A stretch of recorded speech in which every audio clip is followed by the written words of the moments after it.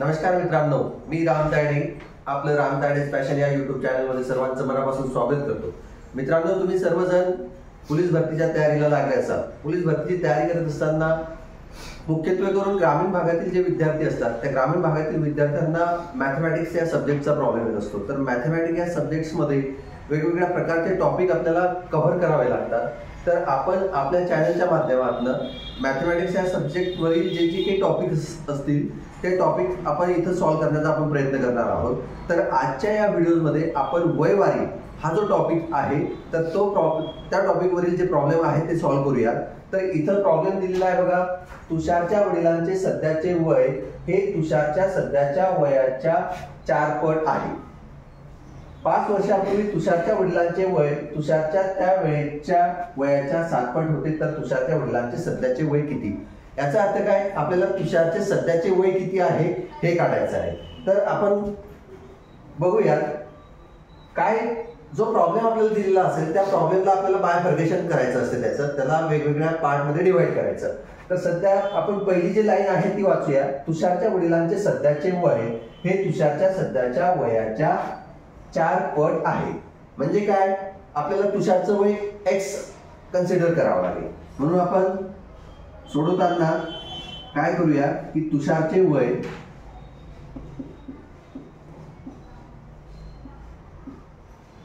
Equal to काय x मानू. ठीक आहे. याचा अर्थ जर का तुषारचे वय जर काय x असेल तर अर्थातच तुषारच्या वडिलांचे वय किती होईल? 4x होईल. का 4x होईल? कारण तुषारच्या वडिलांचे वय हे तुषारच्या वयाच्या 4 पट आहे. म्हणून वडिलांचे वय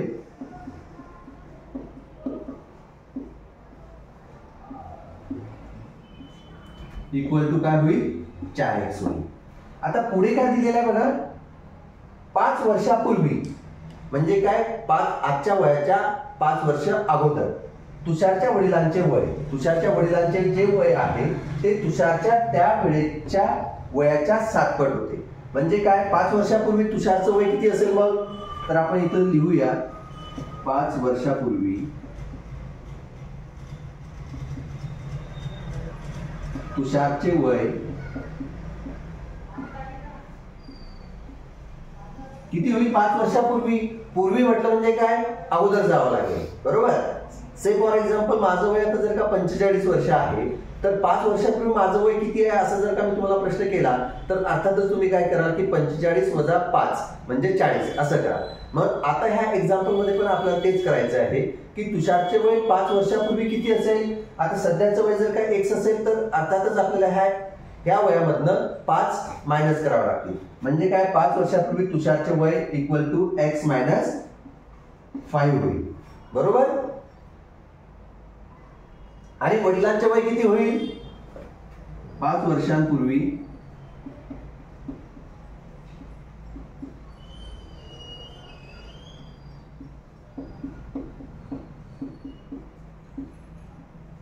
वडिलांचे वय किती होईल? वडिलांचे आजचे वय काय होते? 4x होते. तर याचा अर्थ 5 वर्षापूर्वी वडिलांचं जे वय असेल ते ह्या 4x मधून 5 आपल्याला वजा करावे लागतील. म्हणून 5 वर्षापूर्वीचे वडिलांचे वय होती 4x मायनस 5.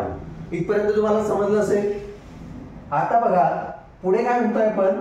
एक्झाम्पल मध्ये काय दिलेलं आहे की तुषारच्या त्या वेळेच्या वयाच्या 7 पट होते. कोणाचे वय? वडिलांचे वय 5 वर्षापूर्वी. आता 5 वर्षापूर्वीचं वडिलांचं वय किती आहे?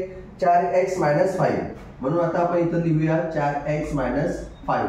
हे कशाच्या बरोबरीत आहे? तुषारच्या त्या वेळेच्या वयाच्या 7 पट. म्हणजे काय? तुषारचं 5 वर्षापूर्वीचं वय किती आहे? x minus 5. x मायनस 5 आपण इथं ब्रॅकेटमध्ये लिहून घेऊ. याच्या 7 पट. याचा अर्थ काय की ब्रॅकेटच्या बाहेर आपल्याला काय करावं लागेल? 7 लिहावं लागेल. कारण काय? 7 पट म्हटल्यानंतर त्याला 7 ने मल्टिप्लाय करावं लागते.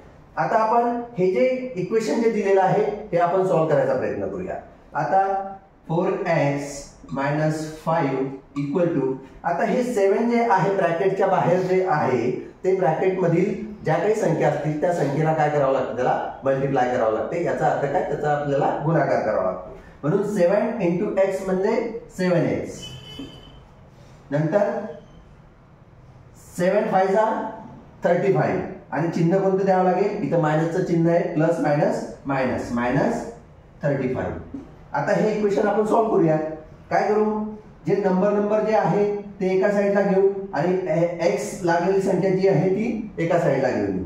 मग आता 4x हे प्लस 7x आहे, हे इकडच्या बाजूला येताना काय होते? त्याचं चिन्ह जे असते ते चिन्ह चेंज होत असते. मग आता इथं 7x चिन्ह जे आहे ते कोणतं आहे? प्लसचं आहे. म्हणून आता इकडच्या बाजूला येताना ते काय होईल? Minus 7x. सेम आता हा जो नंबर आहे -5 आपल्याला उजव्या साईडला घेऊन जायचं आहे, तर याचं जे मायनसचं चिन्ह जे आहे ते तिकडच्या साईडला जाताना काय होईल? +5. म्हणून काय करणार आपण इथं -35 + 5. आता हे सोडून घेऊया. आता 4x मधनं 7x + 4x - 7x plus minus मोठ्या संख्येचं चिन्ह द्यावं लागते. मोठी संख्या कोणती आपली इथं? -7x आहे. म्हणून 7x मधनं 4x जर का आपण मायनस केले तर किती राहतात? 3x राहतात. म्हणून आपण इथे लिहिणार 3x, परंतु चिन्ह कोणत्या संख्येचं देणार? मोठ्या संख्येचं. मोठी संख्या कोणती आहे? -7x. म्हणून -3x = आता इथं पण सेम हाच रूल आपल्याला फॉलो करावा लागेल. प्लस मायनस म्हणजे काय? 35 मधून 5 आपल्याला मायनस करावे लागतील आणि मोठ्या संख्येचं चिन्ह हे आपल्याला द्यावं लागेल. मोठी संख्या कोणती आहे? तर 35 आहे आणि त्या 35चं चिन्ह कोणतं आहे? मायनस आहे. म्हणून आपण इथं काय करू? -35 मधनं 5 गेले, राहिले 30. आता मित्रांनो, ज्यावेळेस समीकरणामध्ये दोन्ही बाजूला चिन्ह जर का सारखे असले तर ते चिन्ह कट होऊन जातात. म्हणून आता इथं -3x आहे आणि इथं -30 आहे. म्हणून हे मायनस निघून जाईल, म्हणजे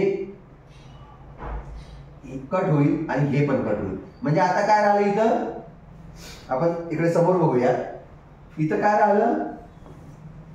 3x = 30. बरोबर. मग आपल्याला सध्या काय करायचं आहे की x ची व्हॅल्यू काढायची आहे. मग x ची व्हॅल्यू जर का काढायची असेल तर काय करावं लागेल? x = 30. आता हा जो 3 जो आहे हा x ला काय इथं गुणेला आहे. म्हणून समीकरणाच्या तिकडच्या बाजूला जर का तो आपण घेऊन जात असेल तर तो इकडे जर का गुणेला असेल तर तो तिकडे जाताना तो भागेला होतो. म्हणजे काय होईल? 30/3. आता हे इक्वेशन सोडून घेऊ. 3 × 1 = 3, 3 × 10 = 30. याचा अर्थ काय? x = 10. मग आता x आपण ही कशाची व्हॅल्यू कन्सिडर केलेली आहे? तुषारचे आजचे वय समजलेलं आहे. बरोबर. मग आजचे वय जर का तुषारचं 10 वर्ष असेल तर तुषारच्या वडिलांचं वय किती? 4x. म्हणून वडिलांचे वय =